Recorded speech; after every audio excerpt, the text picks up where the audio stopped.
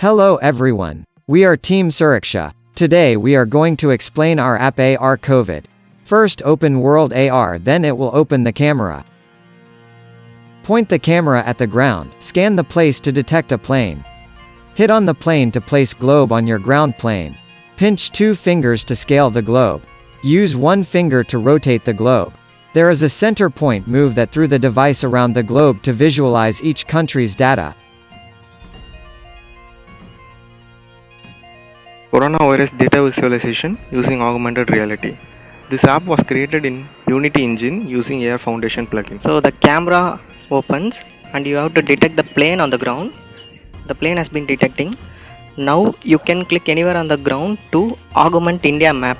So you can see India map has been augmented in the real world.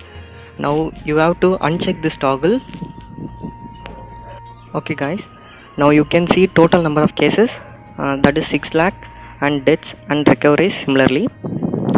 So in this map I have placed blue cubes over each and every state.